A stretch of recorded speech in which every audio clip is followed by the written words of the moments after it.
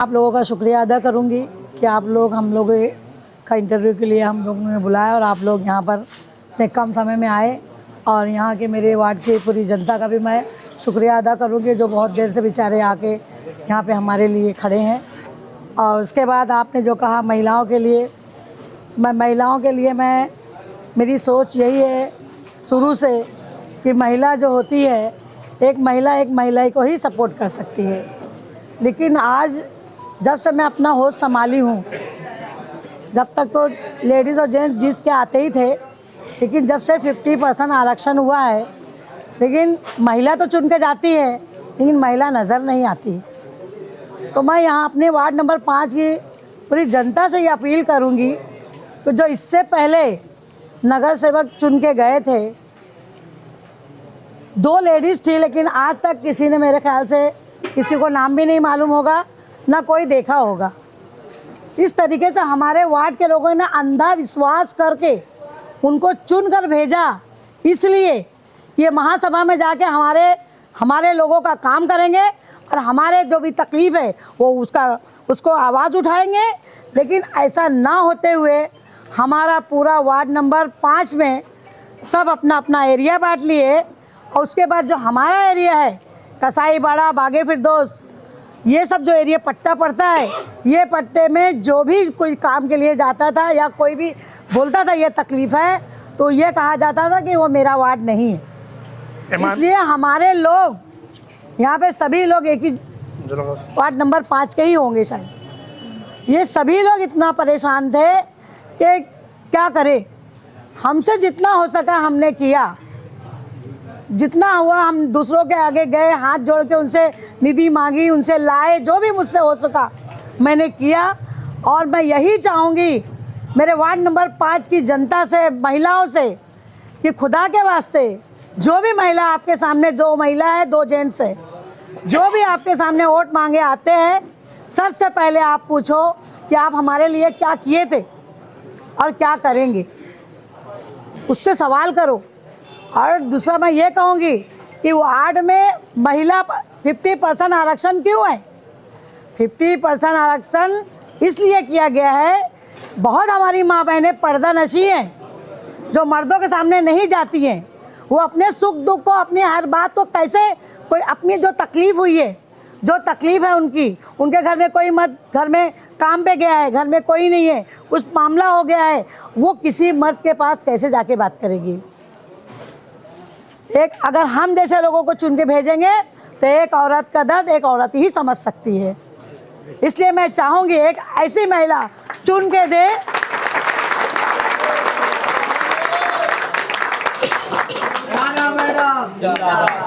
मैं ऐसा चाहूँगी कि एक ऐसी महिला चुन के दे जो आपकी हर आवाज़ को महासभा में जाके उठा सके, महासभा के एजेंडे को पढ़ सके, उसको समझे, तब तो जाके आपके एरिया का विकास होगा। हम विकास के मुद्दे को लेके आज हम ये चारों कोई नगर सेवक नहीं थे, लेकिन सब अपने अपने तरीके से अपने अपने एरिया में काम किए हैं। हम लोगों को काम करने की ना क्षमता है, हम नगर सेवक रहे नहीं रहे, हमने अपना काम बराबर करते रहे। इतना बोल के मैं आप लोग का शुक्रिया अदा करती हूँ।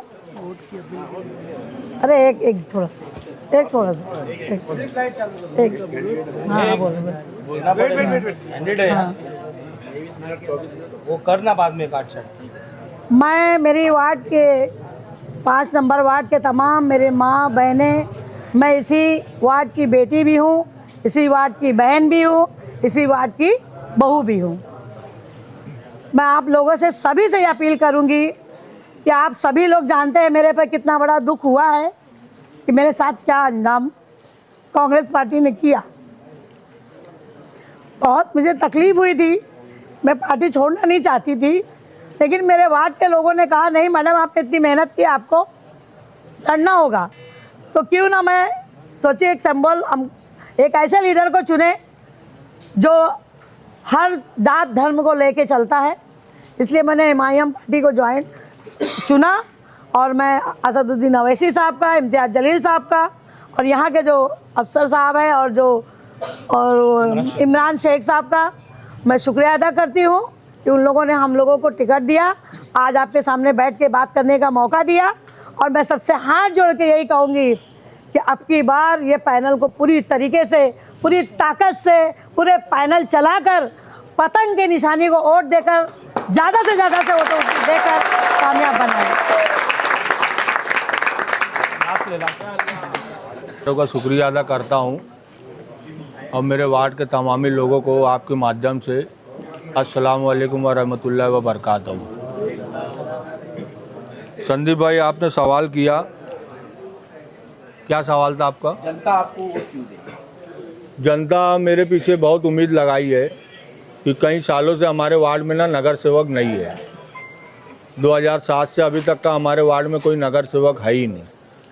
आज हमारे वार्ड में जो खास हमारा कसाईवाड़ा वार्ड है, वहाँ पे नगर सेवक नहीं होने की वजह से सारी तकलीफ़ें वहाँ साफ जाहिर है और लोग उसको देखते हैं। उसको देखते हुए हमने 2012 और 17 में इलेक्शन लड़ा, सेकंड पोजीशन पे आए। किसी वजह से मेरा भाई मेरे साथ था, मेरा भाई लड़ता था, उसको देखते हुए मेरे भाई ने मेरे को आगे किया।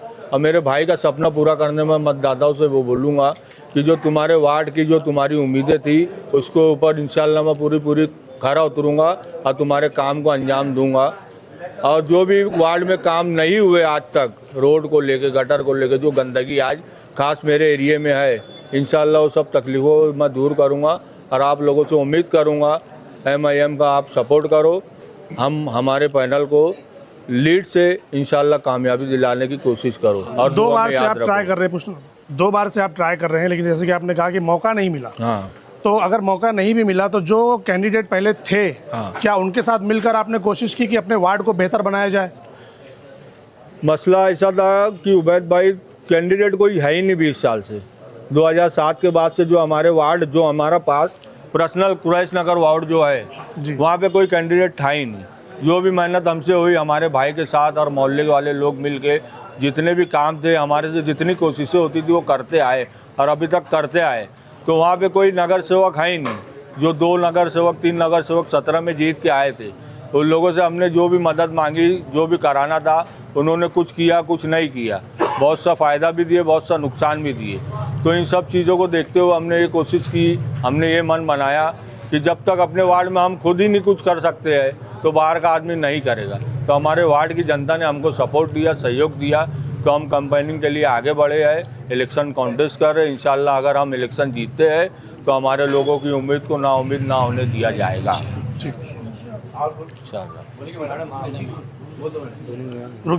सबसे पहले आपको ये बोलना चाहता हूँ कि मैं यहाँ का स्थानिक हूँ। मेरे दादा परदादा यहीं के हैं और जो हिसाब से डेवलपमेंट इतने सालों से नहीं हो रहा है वो मैं करने की कोशिश करूँगा। मैं बिलीव करता हूँ बोलने से ज़्यादा करने में, तो इसके लिए आप लोगों के सामने कोई प्रॉमिस नहीं करूँगा, वो वादा नहीं दूंगा। खाली आपसे तो ये चाहता हूँ कि आप मुझे ज़्यादा ज़्यादा वोट दें और आगे कामयाब करें। और इंशाल्लाह जो 8 सालों में काम नहीं हुआ है वो आप करके दिखाएंगे इंशाल्लाह। सबसे पहले मैं आज की पत्रकार परिषद में शॉर्ट टाइम में आप लोग यहाँ पे आए, इसलिए मैं तहे दिल से आप सभी लोगों का शुक्रिया अदा करता हूँ। और आज की जो प्रेस कॉन्फ्रेंस है, पत्रकार परिषद, ये लेने का विषय जो है, ये अपने भिवंडी में, अपने वार्ड में सभी लोगों को पता है। भिवंडी निजामपुर शहर महानगर पालिका सार्वत्रिक निवडणूक इलेक्शन जो है अपना, वो डिक्लेयर हो चुका हुआ है। और इस चुनाव को लेके पूरे भिवंडी शहर में हर कोई पॉलिटिकल पार्टी अपने अपने कैंडिडेट को कंटेस्ट करने के लिए उन्होंने चॉइस किया है। उसी को लेके वार्ड नंबर 5 जो हमारा है, जो वार्ड से जो लोगों ने कंटेस्ट किया हुआ है वो हमारे साथ में आज बैठे हुए हैं। हमारे समीर भाई जो है वो 2017 के चुनाव में मेरे साथ पैनल में थे और बहुत बड़ी तादाद में उन्होंने चुनाव लड़ा और बहुत अच्छी तरीके से उन्होंने लोगों का दिल जीता। इतने वोटों से उन्होंने अच्छे से वो चुनाव लड़ा, ये आपको सबको पता है। दूसरी बात, मेरे साथ में कांग्रेस पार्टी की माजी इसलिए बोलूँगा क्योंकि सम्माननीय रेहाना मैडम जो है, अंसारी मैडम, इन्होंने कल ही 2 दिन पहले ही कांग्रेस पार्टी का रेजिग्नेशन दिया है, राजीनामा दिया है। तीसरे हमारे जो उम्मीदवार है कि जिस जगह पे हम आज बैठे हैं, उन्होंने बड़ी मान सम्मान के साथ हम दोनों को, तीनों को बुला के यहाँ पे प्रेस कॉन्फ्रेंस लेने का एक जो निर्णय लिया, इसके लिए मैं उनके लिए भी बहुत बहुत धन्यवाद हूँ तहे दिल से। हमारे आदनान भाई जो है, ये एक वेल एजुकेटेड और विजनरी यूथ मुझे दिखाई दे रहे हैं। उनकी अम्मी हबीबा बाकर विंचू इस चुनाव में कंटेस्ट करे हमारे साथ। इस तरह से इस चुनाव में हमारे जो चौथे कैंडिडेट है रिजवान कुरैशी भाई, ये समीर भाई के छोटे भाई है और इस बार समीर भाई चुनाव नहीं लड़ रहे, वो उनके छोटे भाई को, रिजवान भाई को इलेक्शन लड़ा रहे हैं। और इस तरह से ABCD, ए जो है वो OBC जनरल है, जिसमें हमारे रिजवान भाई जो है वो कंटेस्ट कर रहे हैं। बी में जो है हमारी रेहाना मैडम है, रेहाना अंसारी मैडम। सी में जो है हमारे विंचू मैडम है। और डी में जो है जनरल डी, उसमें मैं खुद अनिल गायकवाड़ डी से कंटेस्ट कर रहा हूँ। और ये हम चारों के साथ आज ख़ास तौर पे ये 4 कैंडिडेट जो हमने एक साथ मिलके जो हमने जो निर्णय लिया है, वो जिस पार्टी से, जिस पक्ष से हमें बी फॉर्म मिला है और जिस पक्ष ने हमारे ऊपर जो भरोसा दिखाया है, उस भरोसे को लेके हमारे पार्टी के सर्वे सर्वा बैरिस्टर असदुद्दीन ओवैसी साहब और महाराष्ट्र प्रदेश के अध्यक्ष माजी खासदार इम्तियाज़ जलील साहब और भिवंडी शहर के अफसर गुरु साहब, हमारे पार्टी के प्रभारी इमरान भाई शेख और पार्टी से जुड़े हुए सभी लोग, इन्होंने हम चारों पे विश्वास भरोसा जता के हमें जो टिकट दी है, हमें जो मौका दिया है, इसलिए हम MIM पार्टी का और पार्टी के सदर से लेके नेताओं से लेके पूरे कार्यकर्ताओं का भी हम तहे दिल से शुक्रिया अदा करते हैं। उन्होंने हमको हमें उस लायक समझा, हमें मौका दिया। इसलिए हम चारों का 5 नंबर वार्ड से MIM पक्ष की तरफ से हम ये चुनाव लड़ने जा रहे हैं। और इस चुनाव को लेके हमारी जो निशानी है वो पतंग रहेगी और पार्टी के सभी कार्यकर्ता हमारे साथ है, पूरी पार्टी हमारे साथ है। और यही आज हमारा चारों का फॉर्म जो है इलेक्शन ऑफिस पे वो ऑफिशियली एक्सेप्ट हुआ है, उसको वैध माना है। और ये जानकारी देने के लिए हम यहाँ के आज एक साथ आके प्रेस कॉन्फ्रेंस इसलिए ले रहे हैं ताकि वार्ड नंबर 5 के सभी मतदारों को, भाइयों बहनों को ये पता चले कि हम जिस पार्टी से चुनाव लड़ रहे हैं वो ऑफिशियली अप्रूवल हो चुका हुआ है। और ये डिक्लेरेशन करने के लिए, ये अनाउंसमेंट करने के लिए आज यहाँ पे प्रेस कॉन्फ्रेंस ले रहे हैं। ये आज के प्रेस कॉन्फ्रेंस में आज यहाँ पे अनाउंसमेंट कर रहा हूँ, इसलिए हमारी पतंग निशानी है और हमारा जो स्लोगन है वो डेवलपमेंट मुद्दे पे है।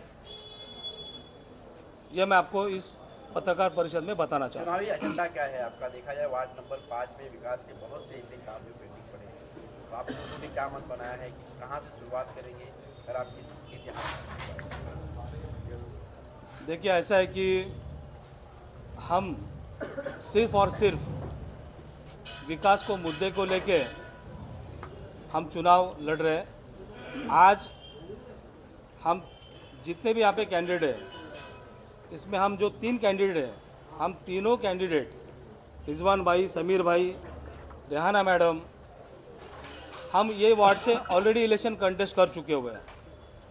और हमने तीनों बार हार पाने के बावजूद भी हमने हमारी कभी सोशल एक्टिविटीज़ बंद की नहीं। इसका मतलब ये होता है कि हमें हार जीत का फैसला ये सभी मतदारों के ऊपर है, लेकिन जीतने के बाद जो मकसद होता है नगर सेवक का वो ये होता है कि जो मसले मसाइल है उसको सॉल्व करना, जो पेंडिंग मसले हैं उसको न्याय देना। तो मुझे लगता है कि 8 सालों में लोगों ने जो मौका दिया इन लोगों को, उसमें जिस तरह से विकास होना चाहिए था उस तरह से विकास 8 सालों का उनको मौका मिलने के बाद भी 8 साल बहुत बड़े होते हैं, 5 साल तो एक टर्म होता है। मैं तो समझता हूँ कि 2 टर्म मिला इनको जो नगर से हुए। नहीं, लेकिन 5 साल के बाद जो है बॉडी पूरी तरह से विकास हो गई थी। 3 साल तो महानगर पालिका की जो भी नगर पालिका के सदस्यता उनकी रद्द हुई। बहुत अच्छा सवाल किया आपने।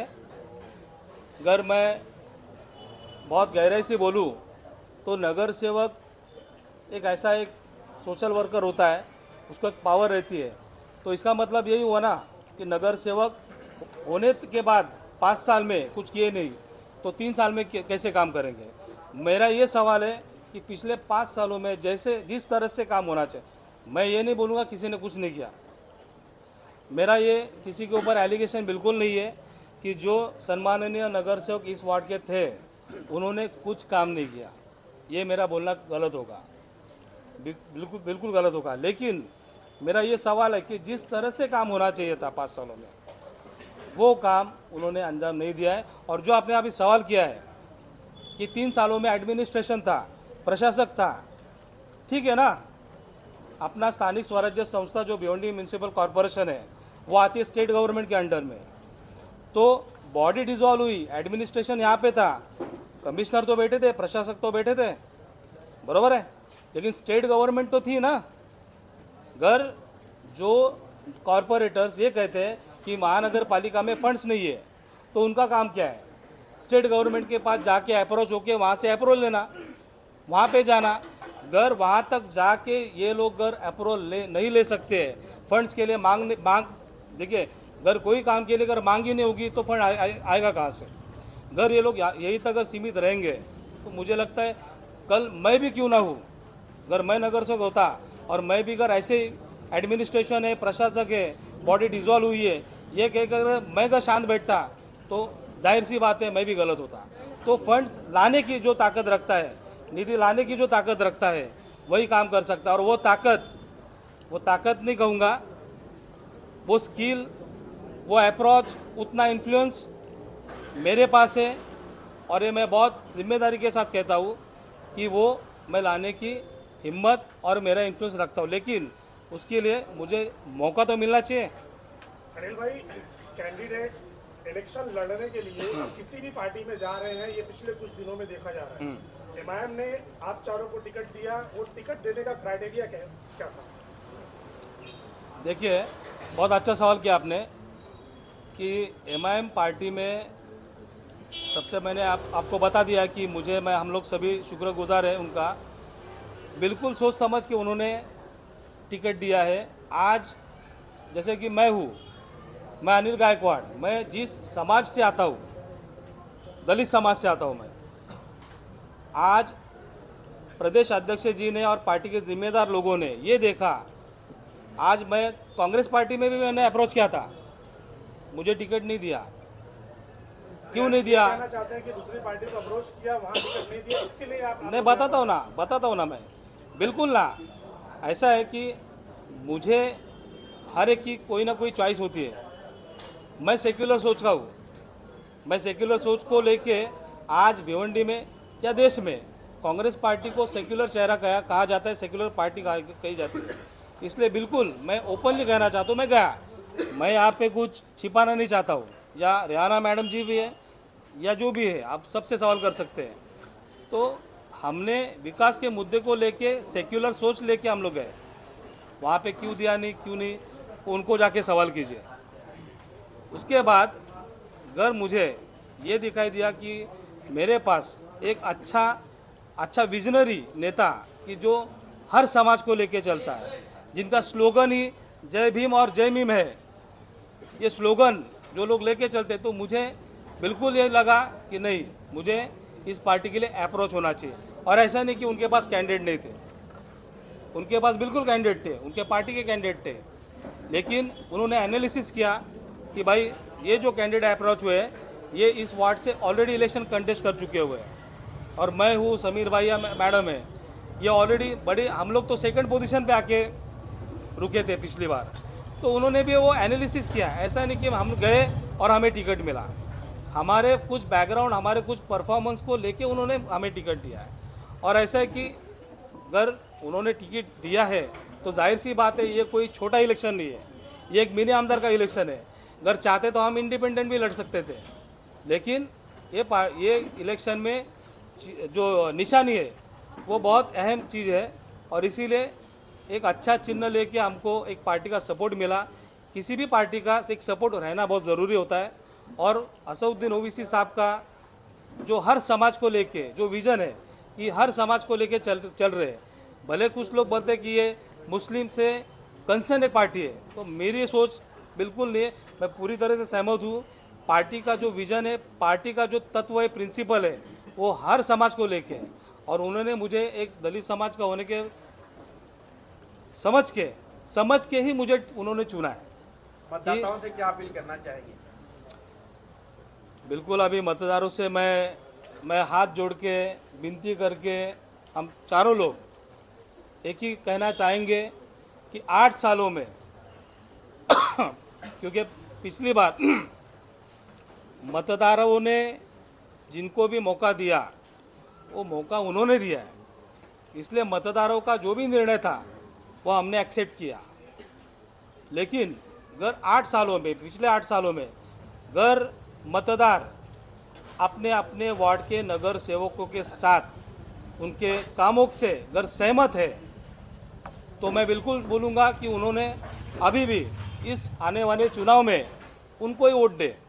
अगर मतदार सहमत है तो उन्हीं को रिपीटेशन दो, हमें कोई ऑब्जेक्शन नहीं है। लेकिन हमारी ये सोच है कि उन्होंने जिस तरह से काम होना चाहिए उसको अंजाम दिया नहीं, इसलिए मैं मतदारों को रिक्वेस्ट करना चाहता हूँ, विनती करना चाहता हूँ आवाम को कि इस बार हमको एक बार मौका